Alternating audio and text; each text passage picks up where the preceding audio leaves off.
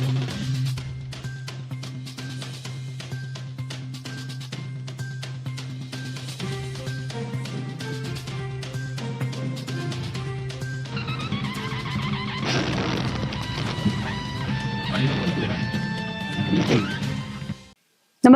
आपण पाहता Hirkani news. Hirkani news प्रत्येक क्षण ताज्या घडामोडी आणि महत्त्वाच्या प्रत्येक बातमीसाठी नेहमी तत्पर. कोल्हापूरहून मुंबईकडे येत होती महालक्ष्मी एक्सप्रेस. प्रवासी होते गाढ झोपेत. घाटात रेल्वे येताच जोरजोरात वाजू लागले अलार्म. नेमकं काय घडलं? कोल्हापूरहून मुंबईच्या दिशेने येणाऱ्या महालक्ष्मी एक्सप्रेसच्या एका डब्यामध्ये अचानक आग लागल्याची धक्कादायक घटना समोर आली आहे. मध्य रेल्वेच्या कर्जत स्थानकाजवळ असलेल्या मंकी हिल परिसरात ही गाडी आली असता हा प्रकार घडला.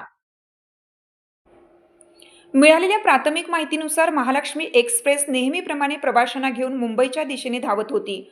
लोणावळ्याच्या मंकी हिल परिसरात रेल्वे आली असता गाडीचा डब्बा नंबर B1 मध्ये अचानक धुराचे लोट पसरू लागले.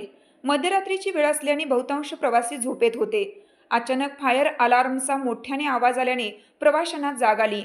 डब्यात धूर साचल्याचे दिसताच प्रवाशांमध्ये प्रचंड घबराट पसरली. डब्यात अचानक पसरलेल्या धुरामुळे रेल्वे कर्मचाऱ्यांचीही एकच धावपळ उडाली.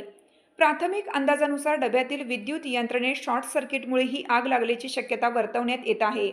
सुदैवाने मोठा अनर्थ टळला.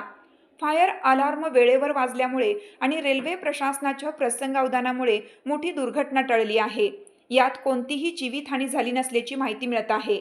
या घटनेमुळे मध्य रेल्वेच्या वाहतुकीवर काही काळ परिणाम झाला होता. नेमकी आग कशामुळे लागली याचा तपास केला जात आहे.